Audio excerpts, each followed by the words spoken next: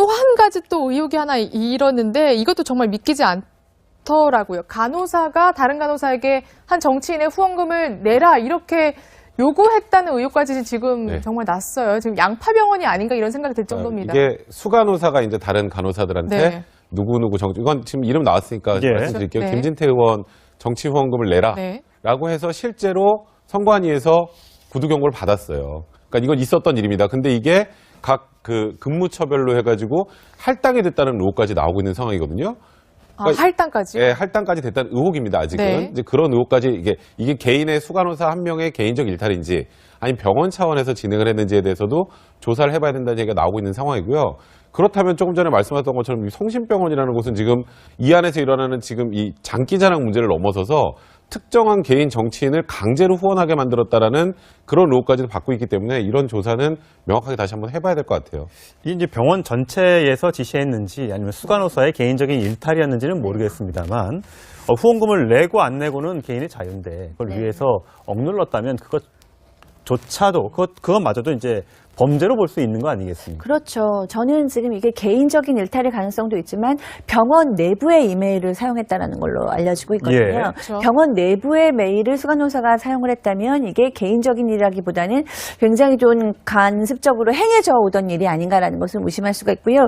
이 병원은 왜 이렇게 간호사들한테 강요하는 게 많습니까? 춤을 강요하는 것도 참 이상하고 어처구니가 없는데 후원금까지 강요하다니 정치적인 어떤 이념도 강요하려고 했던 것인지 궁금하고요. 아무래도 이 김진태 의원이 춘천의 지역구를 둔 의원이다 보니까 혹시 잘 보이기 위해서 그런 것도 한 것이 아닌가라는 이제 의혹이 있습니다만 물론 김진태 의원 쪽에서는 거기에 대해서 조사도 받았고 우리하고 상관이 없는 일이라고 해명을 했습니다. 그건 좀 미리 설명을 좀 드리고요. 네네 그렇습니다. 근데 이제 이 간호사들은 사실은 환자의 생명을 다루시는 분들이잖아요. 그렇죠. 그러니까 이런 일들이 계속 있어서 간호사들이 본인들이 굉장히 스트레스를 받거나 심리적으로 육체적으로 감당할 수 없는 어떤 정도에 따르면 그 피해는 고스란히 환자의 몫이거든요. 그렇죠. 그렇기 때문에 이 고위험군 환자들을 다루고 있는 간호사들 그리고 이제 이분들이 본인이 괴로워도 환자들에게는 항상 웃어줘야 되는 감정 노동을 하시는 분들인데 이분들에 대해서 이렇게 쓸데없는 춤을 요구하고 후원금을 요구하고 물론 그것이 개인의 어떤 후원일 지금 요구일 가능성도 있지만 이런 것들이 간호사들한테는 상당히 압박으로 느껴질 수 있다. 왜냐하면 위에 있는 사람들이 그들의 권력을 이용해서 강요하는 거기 때문에 이런 부분에 대해서는 반드시 시정되는 어떤 룰들이 필요할 것으로 보입니다. 각 그 근무처별로 해가지고 할당이 됐다는 의혹까지 나오고 있는 상황이거든요. 그러니까 할당까지요? 네, 할당까지 됐다는 의혹입니다. 아직은 이제 그런 의혹까지 이게 개인의 수간호사 한 명의 개인적 일탈인지 아니면 병원 차원에서 진행을 했는지에 대해서도 조사를 해봐야 된다는 얘기가 나오고 있는 상황이고요.